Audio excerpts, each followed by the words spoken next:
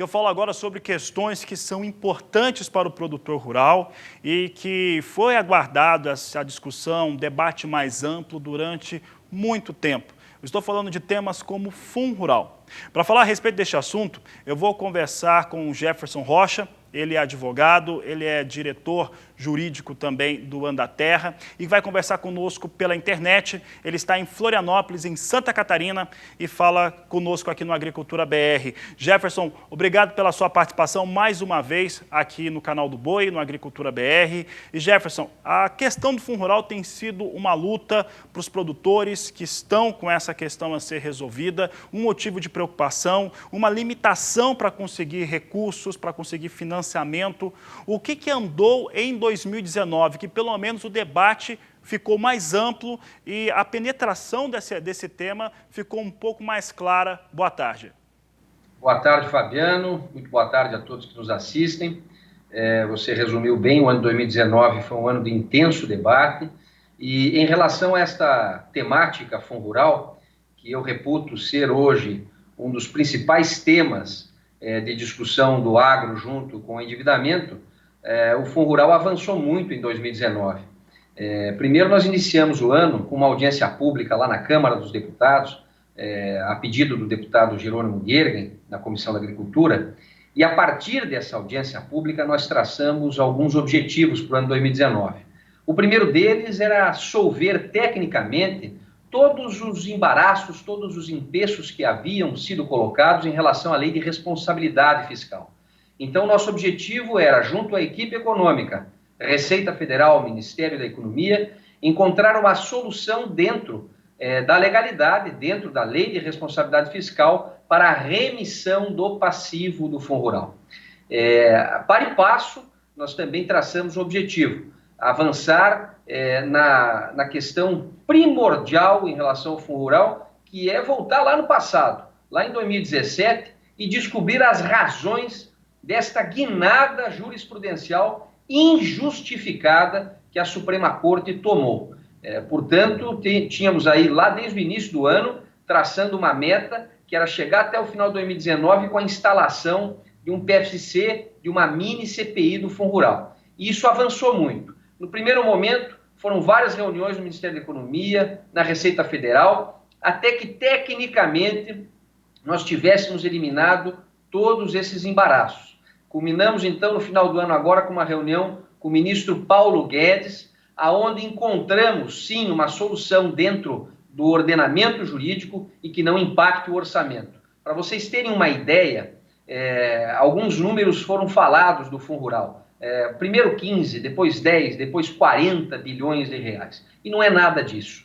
Para que vocês saibam, a remissão do passivo do Fundo Rural deve aprovisionar do orçamento ou obter uma fonte adicional de receita da ordem de 204 milhões de reais por ano. Então não são valores bilionários como se foi colocado lá no passado. E isso tem a ver, sobretudo, com o passar dos anos, com o passar do tempo. Pra você ter uma ideia, Fabiano, a cada ano que passa, nós eliminamos um ano lá no passado com a decadência. Então, a nossa discussão começou em 2017, passou 17, 18, 19. A partir do dia 31 de dezembro de 19, entrando no 1º de janeiro de 20, nós eliminamos 2014. Então, 14, 13, 12, 11, são todos anos eliminados com a decadência. E isso realmente vai diminuindo o tal impacto, né, às contas públicas. Então, esse ano foi muito importante, pois, tecnicamente, nós resolvemos tudo, né? Agora, só falta a vontade política. É uma ação política que deve haver para eliminar este problema do Fundo Rural com a remissão do chamado passivo. Além disso, Fabiano, muito importante, agora uma decisão recente, de semana passada, a Comissão da Agricultura da Câmara aprovou à unanimidade a instalação de uma mini CPI. É um PFC que vai na origem do problema. Nós queremos descobrir o porquê desta guinada jurisprudencial. O que levou a Suprema Corte a mudar dois casos uníssonos, dois casos unânimes.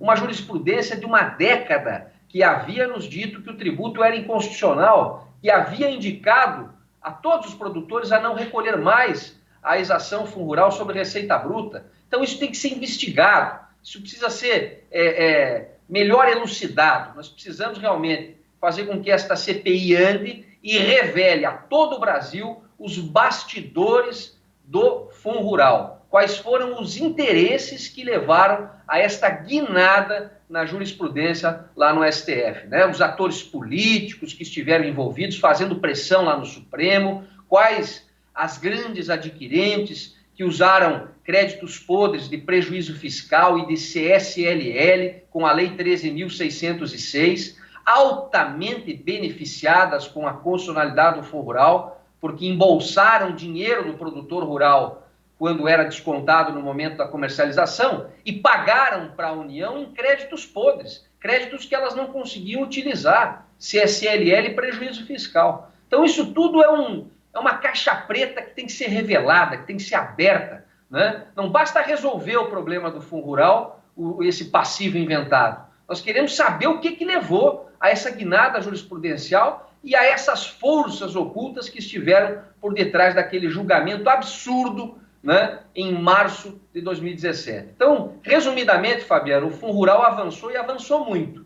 É claro que o produtor tem pressa, precisa resolver a sua vida, precisa obter a sua CND, mas esse governo que passou a entrar aí em ação aí no início do ano, ele tem um tempo realmente que demora, e é um tempo do governo, às vezes não é o tempo do produtor. Mas isso precisava acontecer para que nós chegássemos no final do ano com todas as questões técnicas resolvidas. Não tem mais desculpa para não ser dada a remissão do passivo do FUNRURAL. E isso foi muito importante. E chegamos nessa semana, o deputado Jerônimo Gergen nos garantiu que essa semana nós teremos aí um anúncio por parte do governo e ele entende que será uma medida provisória que tratará da remissão do passivo do FUNRURAL. Vamos aguardar, ainda é uma expectativa, mas pelo menos esse compromisso que nos foi dado pelo ministro Paulo Guedes e por toda a equipe econômica, nós ainda temos esperança de no final do ano termos uma surpresa positiva em relação a esse tema. Do contrário, se passarmos o ano,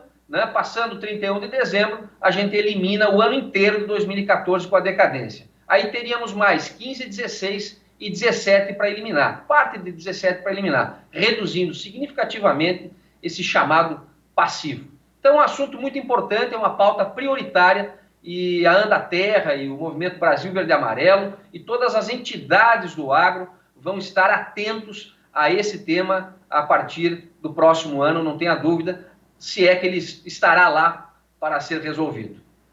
Tá certo, Jefferson, e essa última resposta sua foi interessante. Eu vou aqui, uma resposta dedicada a alguns amigos, o Orivaldo, né, que participa sempre do programa conosco, também de alguns grupos que nós participamos em comum, também o Ricardo, um amigo pessoal, sempre que a gente se encontra, reunião de família, a gente acaba falando de FUNRURAL, porque é um assunto que o produtor rural, quem está com essa questão a ser resolvida, sempre está muito preocupado. Jefferson, para encerrar a nossa entrevista, você citou o Andaterra, você citou o Movimento Brasil Verde e Amarelo. Eu lembro que nós estamos vendo, principalmente dos últimos 2, 3 anos para cá, uma movimentação muito mais intensa, sendo de produtores rurais, de profissionais do agronegócio, nas mais diversas linhas, que têm se unido, têm conversado muito mais e conseguem hoje fazer frente.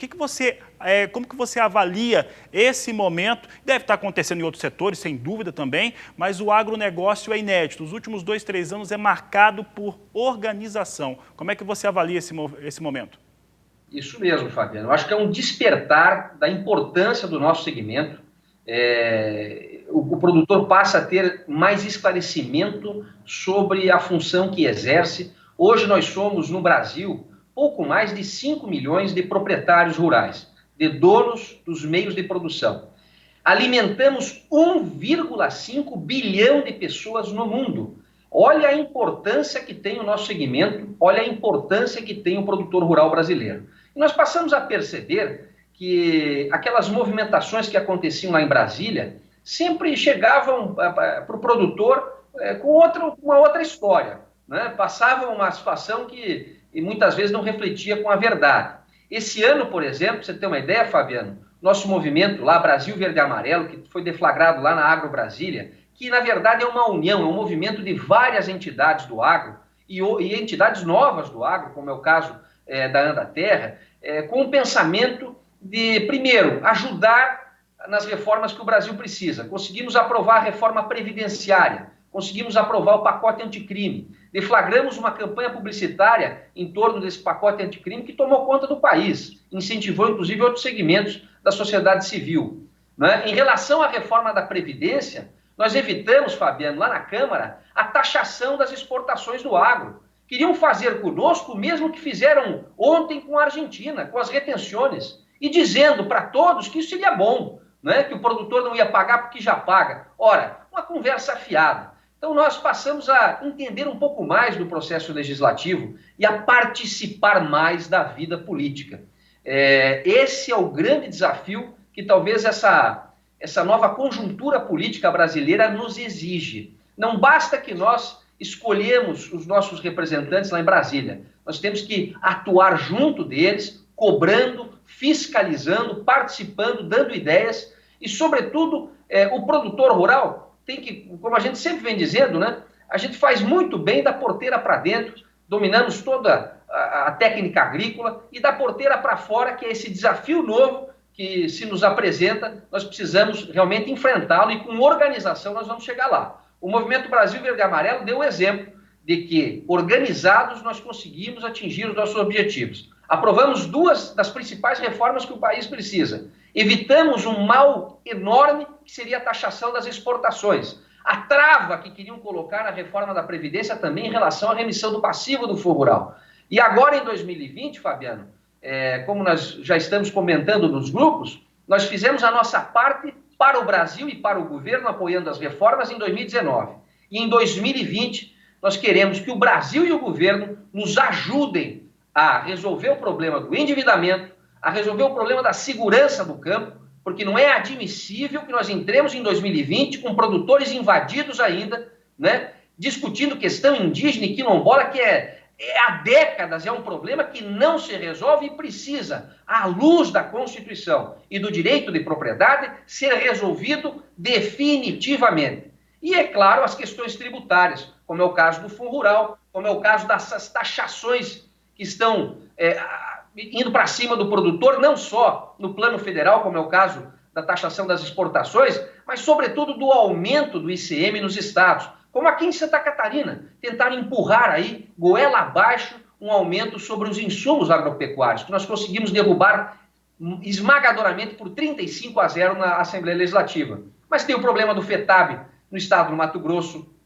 o problema do Fundersul no estado do Mato Grosso do Sul, que é um abuso, os aumentos que ocorreram.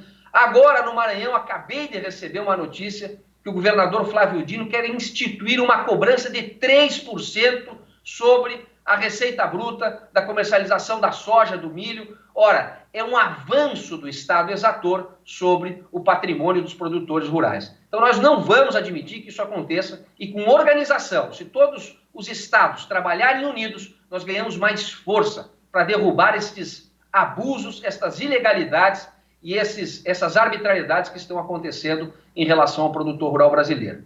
Um último ponto, Fabiano, que eu quero deixar bem claro aqui também o nosso posicionamento sobre um assunto que diz respeito ao nosso futuro, que é a venda de terras para estrangeiros.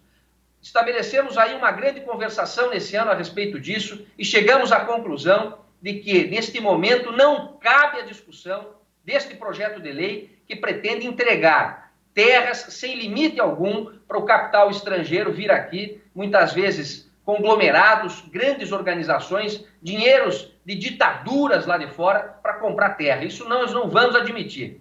O Brasil tem que fortalecer e o governo brasileiro tem que priorizar, fortalecer quem está na posse das terras, que é o proprietário rural brasileiro. Nós precisamos ter condições de manter o nosso crescimento agropecuário e de nos tornarmos, já somos na verdade, mas de consolidarmos aí o Brasil como grande player do agro mundial. O celeiro do mundo é aqui, não há lugar no mundo que tenha mais áreas para abrir ainda produtivas. Então nós queremos fortalecer o produtor e não deixar que o mundo venha aqui comprar terra barata, porque o produtor quebrado, você vê aqui o caso do Rio Grande do Sul, Santa Catarina, risicultura em estado falimentar, a situação dos produtores de leite, a própria pecuária que deu uma recuperada, mas são 10 anos de monopólios arrochando o preço para o produtor. Então são várias questões, vários assuntos que vão tomar a pauta de 2020 e eu tenho convicção de que o Brasil Verde e Amarelo e essa união de associações se fortalece ainda mais nessas lutas e tende a traçar um caminho de participação direta do produtor na vida e na decisão dessas grandes questões nacionais. Tá certo. Jefferson Rocha, obrigado pela participação aqui no Canal do Boi, aqui no Agricultura BR. Você é sempre bem-vindo. Um feliz 2020 com muito trabalho para você e para toda a equipe do Ano da Terra e também do Movimento Brasil Verde e Amarelo. Tá ok. Obrigado, Fabiano. Estamos sempre aqui à disposição e vamos torcer para que 2020 seja um ano muito melhor do que 2019, para que a gente realmente siga esse caminho do desenvolvimento, do progresso, para o bem do Brasil e para o bem do mundo. Um abraço, Fabiano, e até uma próxima oportunidade. Obrigado, Jefferson.